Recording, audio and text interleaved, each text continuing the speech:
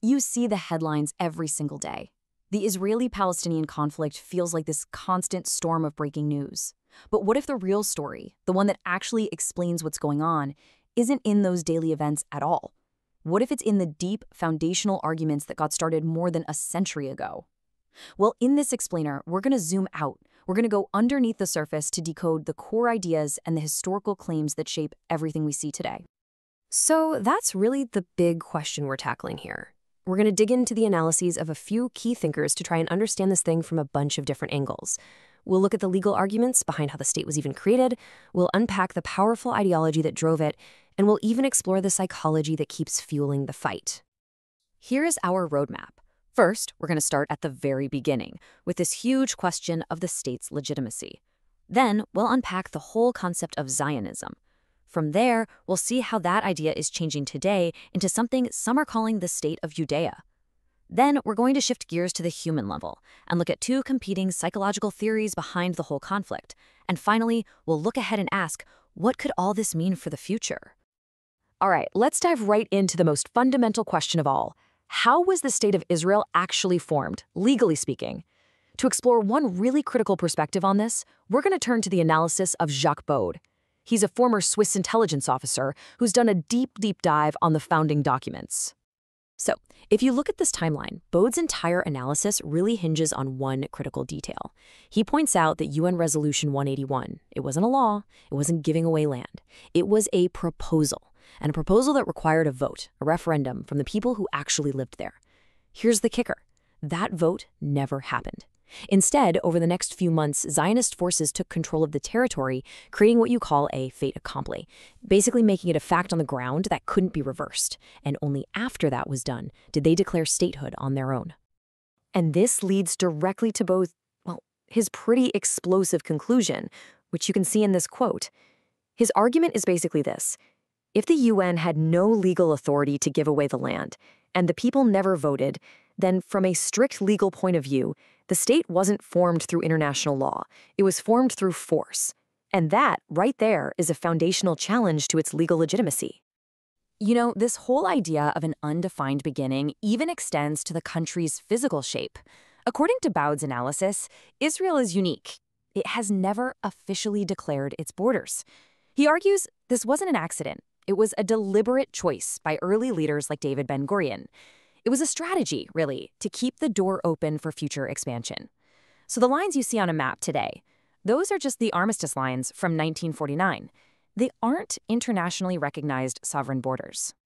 Okay, so what was the big idea, the engine driving all these actions? To get that, we really need to unpack the concept of Zionism itself. And for this, we're going to lean on the work of the late analyst Dr. Abdel Wahab El-Masiri, who made a really crucial distinction between the religion and the political ideology. First, Al-Masiri just sets a baseline, Judaism. It's the ancient religion, the faith tradition of the Jewish people. Simple enough, right? This is the cultural and spiritual foundation, and he argues it's totally distinct from what came next. Now, a lot of people define Zionism as the national liberation movement for Jewish people, rooted in an ancient connection to the land. But El-Masiri presents a very different analysis. He draws a hard line between the faith and the political movement. In his view, Zionism isn't some ancient religious idea. It's a modern political ideology born in 19th century Europe. He basically frames it as a secular nationalist movement that was using the playbook of its time, the colonial era, of solving a problem in Europe by just moving a population somewhere else. And even within Zionism, there were different factions.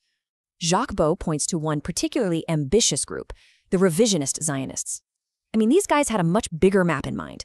Their vision laid claim to the entire territory of the original British Mandate, which even included what is now Jordan. Bode argues you can draw a straight line from this ideology to militant groups of the time, like the Irgun, right up to the modern-day platform of the Likud party, which still talks about a greater Israel. So if that was the founding ideology, you gotta ask, how has it evolved? Well, according to Israeli historian Ilan Pappy, we're now seeing the rise of a totally new force, one he calls the State of Judea. And he argues that this is a religious nationalist movement that is fundamentally different from the secular state of Israel that its founders originally pictured. Poppy actually charts its whole journey from the fringes right into the mainstream. It started with religious settlers in the West Bank after the '67 war. Then it started gaining real political power in the late '70s. But the real game changer, he says, was when it broadened its appeal to Mizrahi Jews, Jews from Middle Eastern backgrounds who often felt left out by the secular European elites. Poppy argues that this powerful new coalition got a huge amount of power in 2022 and is now, in his own words, gradually swallowing the state of Israel from the inside. This ideological shift brings up an even deeper question, though. What's the psychological engine that's driving all this? Why do we see these cycles of such extreme violence? Well, the analyses we're looking at offer two very different and, honestly, pretty unsettling theories. Let's just put them side by side. On one hand, you have Dr. El-Masiri's theory of the colonizer's fear. The idea is that deep down, the settler knows the land was taken. And this creates this constant existential fear of the native population, a fear that can only be managed by dehumanizing them and through violence. Then, on the other hand, you have this completely different idea from a Professor Zhang, the intentional taboo. This theory suggests the horrific public acts are actually a strategy. The goal is to make the whole world recoil in horror, to unite against you, because that external pressure is what forges an unbreakable internal unity, a real backs-against-the-wall mentality where the only option left is to fight. So with these powerful ideological and psychological forces swirling around, what's the end game? Where is all of this headed? Well, analyst Elin Pape argues that the current version of the Israeli state is facing a convergence of pressures that are simply making it unsustainable. Pape describes it like a fortress under siege, but from both the inside and the outside.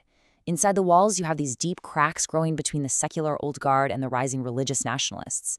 The military itself is showing signs of just being exhausted. And from the outside, the pressure is mounting everywhere. The economic cost for allies is going up, international support is fading, and even younger generations of American Jews are becoming more and more critical. So if these pressures really do lead to a breaking point, what happens then? Pape lays out two historical models to think about. First, there's the South Vietnam model. Here, the state as a political entity just completely collapses and disappears. But then there's the South Africa model, and this is a really crucial difference. The state as South Africa didn't collapse. The ideological regime of apartheid did. And that regime was then replaced by a brand new, inclusive political structure for everyone living there. And that leaves us right here with this fundamental question. As the analyses we've looked at suggest, the currents driving this conflict are running so much deeper than the daily headlines. Whether these powerful forces ultimately lead to the disintegration of a state, the decolonization of a system, or just a permanent cycle of violence, well, that remains the great unanswered question for the future of the region.